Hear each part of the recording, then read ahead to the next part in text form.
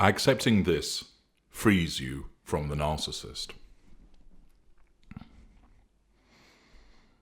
As a consequence of my intelligence and awareness, the years that I have spent studying your kind, listening to your kind, observing what you do, listening to you talk about the way that you feel, the way that you have been entangled with our kind, explaining how this impacts upon you, seeing the way that it impacts upon you, understanding the way that my own manipulations operate and function with regard to you and similar people as yourselves.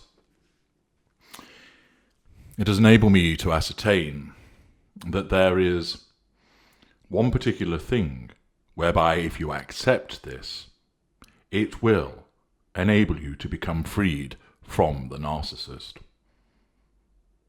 You will be aware from my work that what keeps a person in place with the narcissist is a combination of our need to assert control over you, meaning that where the conditions are appropriate, you will be hoovered. That our mindset that you belong to us is actioned by the repeated withdrawal, if you will, from the bank of you, whereby we return again and again and again to make a withdrawal of fuel, to assert control over you, to action the commoditization of you that has occurred. The other aspect, of course, that keeps you ensnared is your own lack of understanding about what has happened to you. And this is nothing to do with the lack of intelligence on your part, and everything to do with not understanding narcissism. Why would you understand it? You weren't taught about it in school, were you? It wasn't something that every university student was taught about. It's not something that you receive by way of an induction at work to help you deal with the workplace narcissists. It's not your parents didn't put an arm around you at an appropriate juncture and tell you, listen, there's something you need to know about relationship. There are these things called narcissists. And then, as you've happened upon such information, invariably you will have got information from those who don't understand narcissism, providing you with misleading and incomplete information. And therefore it's entirely understandable that you have not yet been equipped with the relevant tools to enable you to make that understanding of narcissism complete. Of course, with access to my work, you now have the opportunity to do that, but it doesn't end there. You, of course, need to conquer, diminish, reduce to the lowest level possible your emotional thinking, because that, powered by your addiction to narcissist, seeks to stop you from understanding, seeks to stop you utilizing logic, keep you ensnared in some form by keeping you in the 5 arenas of interaction so you keep feeding your addiction. Accordingly, this combination of our perceived ownership of you and your lack of understanding or misunderstanding of narcissism combined with the obscuring effects of emotional thinking create a heady brew by which your ensnarement continues. Understand, ensnarement isn't just the continuation of a formal relationship. Ensnarement continues where you spend your time thinking about what has happened. Ensnarement continues where you look to try and bring the narcissist down. Ensnarement continues where you try and fight where you have been smeared, or that you seek to expose the narcissist. Perhaps you might be trying to get the narcissist to come back into a relationship with you. Perhaps you spend your time talking about what has happened to you, dwelling on it, mulling over the good times, berating the bad times, trying to make sense of it. The ensnarement continues, because the ensnarement with the narcissist, the interaction is far wider than people realize, with the relevant consequences occasioned by such interaction, as I have explained elsewhere. One of the fundamental things that it is necessary for you to accept, which will enable yourself to free yourself from the grip of the narcissist, is to understand that somebody who has abused you could never have loved you. Whether that love was romantic, familial, whether it was a case of that person demonstrated favour, affection, liking you, perhaps in a social setting or a work setting. Anybody who has engaged in a habitual pattern of abusive, unpleasant, degrading, denigrating behaviour means They have no emotional empathy. And therefore, they could not have liked or loved you in the way that you thought had happened. Many people struggle with this idea. Driven by a lack of understanding about narcissism and their own emotional thinking, they are led to the conclusion that, well, maybe some of it was real, or what happened at the beginning was genuine, something went wrong, if only we can get that back. No, you're being misled. There is no such thing as part-time narcissism. We are always narcissists. And where we are interacting with you, or thinking about doing so, a manipulation will be taking place. Sometimes it's a benign one, sometimes it's a malign one, but the manipulation will be there. And what it is necessary for you to understand, it isn't the case that when we were nice to you, we weren't being manipulative, and that was genuine. It wasn't. You were still being manipulated, but you were being manipulated in a benign manner. It wasn't the case that everything was okay and something just went wrong, but it can be remedied. It was wrong from the very beginning. It was wrong because we created an illusion. It was wrong because we lied to you, either willingly and knowingly, where greater or ultra, or unconsciously, whether narcissist was lesser or mid-range. They believe their lies are their truth. That love doesn't exist, and never did exist, and never will exist, because you're dealing with a narcissist. It was fabricated, it was manufactured, it was created, it was synthetic. It was the trappings and appearance of love, but without the emotional empathy that is the substance of what love actually is.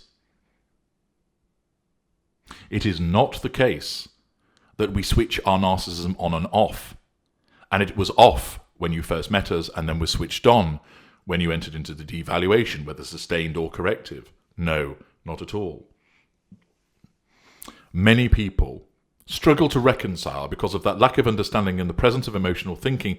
How could somebody treat me so brilliantly and then treat me so badly? Surely that was genuine. Surely they meant some of it. I can't understand. You have to understand. And what people do is they look at it the wrong way. They think, if that person was wonderful to me, how can they then descend into abusing me? You need to look at it the other way around. And accepting this and looking at it this way helps free you from the narcissist. You must look at it this way. The fact that this person abused me means that whatever I was shown that was lovely, enchanting, friendly, kind, loving, wasn't real, wasn't genuine, didn't exist. If this person was abusive, what came before wasn't genuine. Why? Somebody with emotional empathy, whose love is genuine, would not have abused you. Therefore, it follows that somebody who has engaged in a pattern of habitual and frequent manipulative, unpleasant treatment of you, it is impossible for them to have genuinely loved you, cared for you, been kind to you, or liked you. And you must grasp that concept. Don't look at it, it started off so brilliantly, they must have loved me and then it went wrong. Put it the other way around. The fact that they treated me so badly must mean that they never loved me in the first place. Understand that concept. Look at it that way. And that is what will start to free you from the narcissist. It will enable you to take great strides forward, because then you will realize what came before wasn't genuine. I didn't need it. I was sold an illusion. And you will dislike the narcissist all the more for that, helping you move forward to eventually eradicating any feelings towards the narcissist. Remember, we don't operate on a part-time basis. When we're interacting with you, you're being manipulated, whether good or bad. People with emotional empathy, they can, of course, do bad things. And I explain more about that in the Logic Bulletin in the Knowledge Vault, Why Am I Behaving Like a Narcissist? But people who have emotional empathy, their empathic traits keep their narcissistic ones in check most of the time. They operate with emotional empathy, which means they don't abuse people regularly or habitually. They don't give silent treatments. They don't physically injure people. They don't spit at them, rape them. They don't give them word salad, circular conversations. They don't cheat with their friends. They don't steal. They don't move in the blink of an eye. They don't take things that don't belong to them. They don't turn up uninvited. All of the abuses that you were put through, whether you were physically beaten, whether you were sexually molested, whether you were ignored, whether you were swore at, spat at, insulted, whether you had your finances taken, whether you were excluded, isolated, not provided with support, not given help with the children. Those and many other things. If those things happened on a frequent, habitual and repeated basis, that is the behaviour of somebody lacking emotional empathy, i.e. a narcissist. And therefore that means that whatever you were shown at the beginning, whether golden period or bronze period, wasn't genuine. Write it down. Write it down several times. Put it next to your mirror. Put it on your nightstand. Put it on your console table. Put it next to your kettle, so that you read this and that you pay attention to it as part of freeing yourself from the grip of the narcissist. The fact that I was abused by this person means they could not have loved me. The fact that I was abused by this person means they could not have cared for me. The fact that I was abused by this person means they were not kind to me. The fact that I was abused by this person means they didn't actually like me.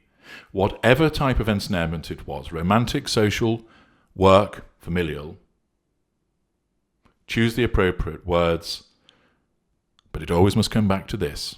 The fact that they abused me means that whatever came before wasn't genuine. Grasp that, accept it, and apply it, and you will become free of the narcissist. I'm H.G. Tudor. Thank you for listening.